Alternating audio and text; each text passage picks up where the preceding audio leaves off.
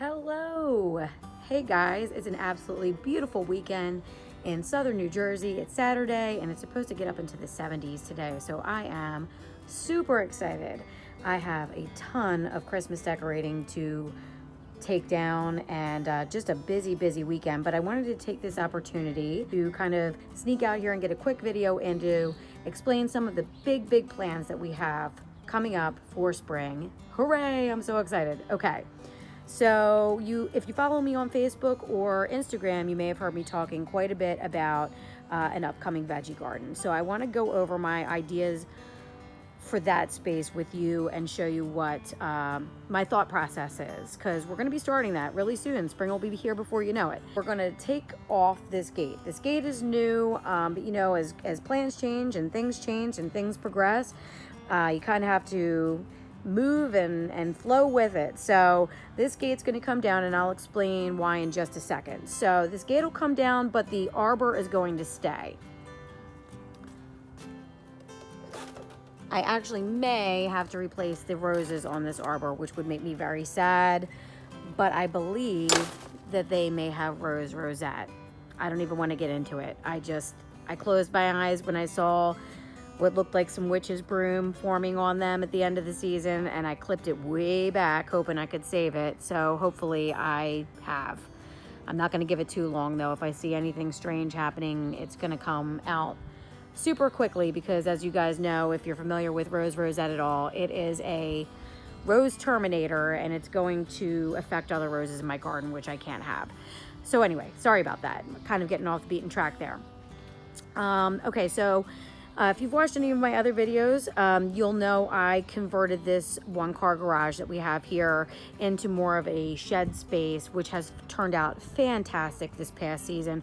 I was able to put my lawnmower in there and the gorilla carts and everything, so just a perfect solution. I actually have some plants overwintering in there right now.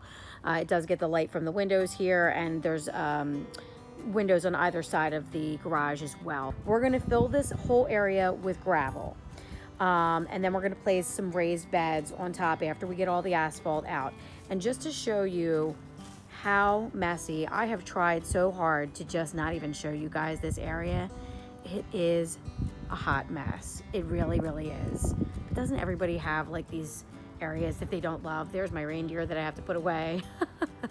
But it's a long fence line here that's just a scraggly, overgrown mess. This fence is coming out, and we're going to put white vinyl to match the rest of the garden, the rest of the backyard.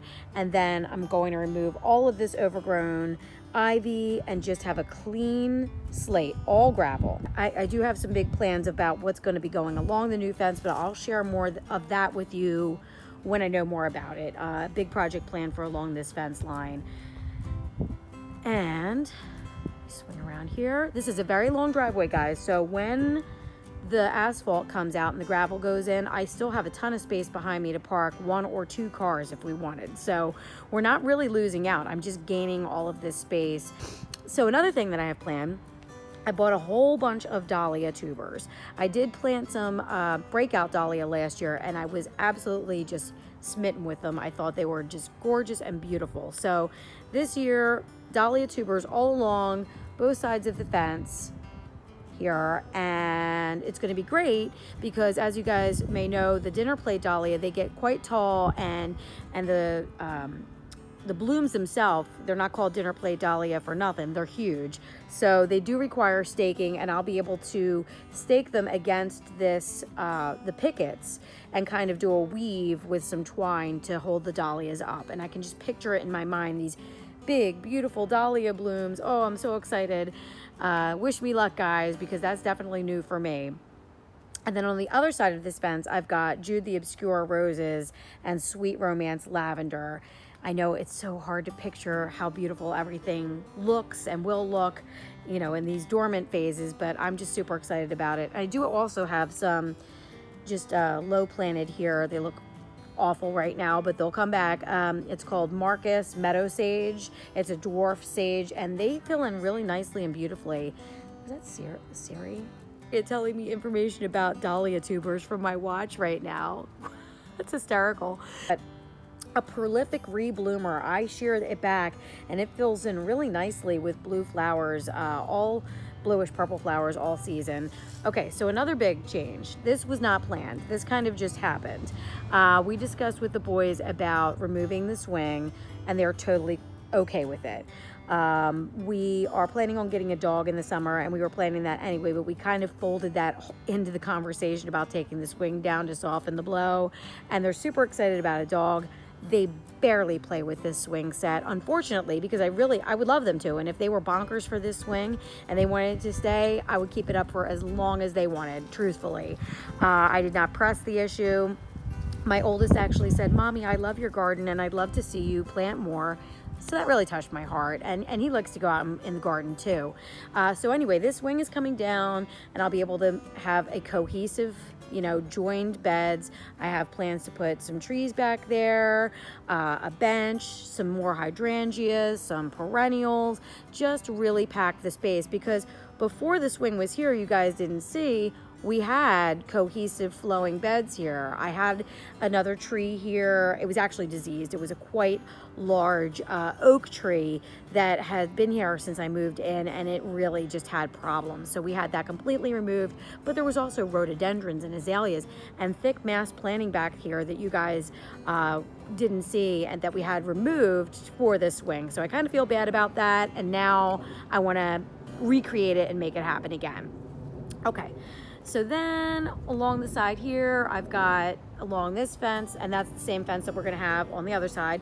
I've got some Crape Myrtle and some Rose of Sharon and a bunch of things going on.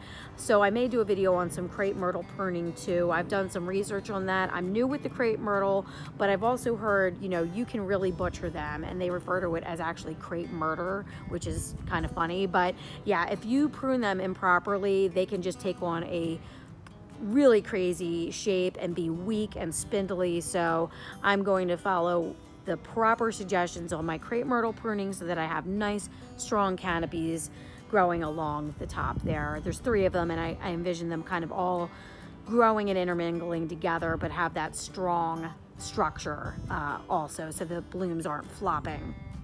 Okay, so Dahlia and Crape Myrtle. Oh, okay, so I've got a new dawn rose here that I'm constantly trimming back. You can see this piece swooping here. It needs a structure to grow on.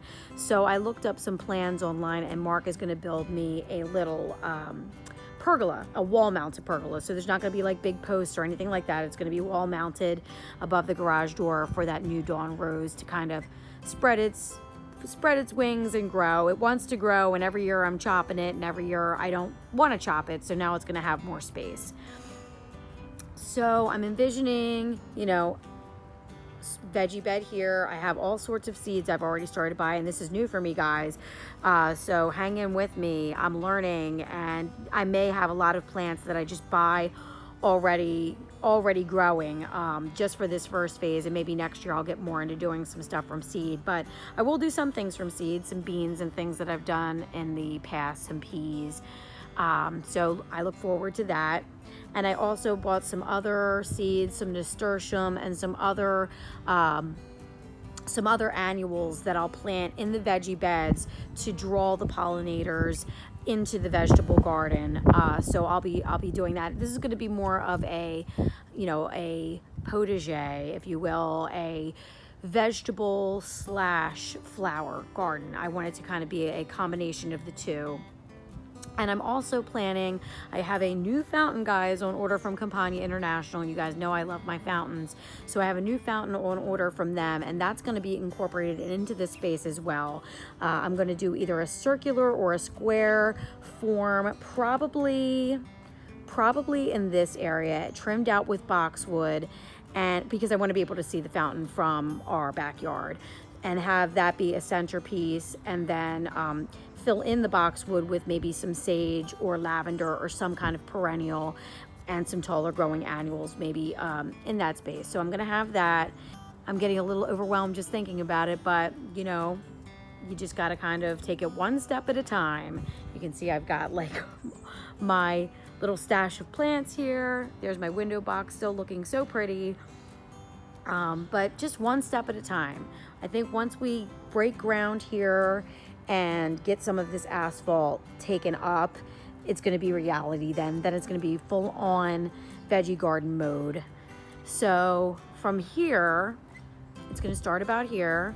We're going to have the fence, a picket fence, come across what is the driveway currently and meet up to the end of our addition, which is right there. You can see our house ends here, the original home, the 1920 building ends here, and then it joins up with our new family room. So there'll be a picket fence, and I plan to have an arbor, and then I'm going to take the gate from there and probably move it to here. So we'll just have the one gate and then 2 arbors. And I think I'm going to do roses on this arbor as well. I haven't decided yet. Lots of plans, lots to think about. I'm not looking forward to getting this area cleaned up because the roots of the arborvitae and the roots of the forsythia are still in there, and they are in there. Like, we're gonna really have to work or possibly even hire some people to help us remove those, because they are firmly rooted, 15 years rooted in there. So that's it. I just really wanted to give you guys an update of all the wonderful plans on the horizon for spring. Lots of big things, lots more trees, lots more perennials, vegetables, just so many things that I am so excited to share with you guys that I didn't get to share with you last year since I started in June. So you'll be with me from the very beginning, and I will include you in every step of the way. If you are really excited about this new venture in the season to come, I would love it if you would subscribe and share. And if you want to be notified right away, be sure to hit that little notification bell, and it'll let you know as soon as I'm out here digging or jackhammering or planting something. So I hope you all have a great weekend. Enjoy, go out in the garden, go out for a walk and enjoy the fresh air. It's just beautiful here in New Jersey, and I hope it's beautiful where you are too. And thank you guys so much for watching, and I will see you as this garden progresses. Thanks so much.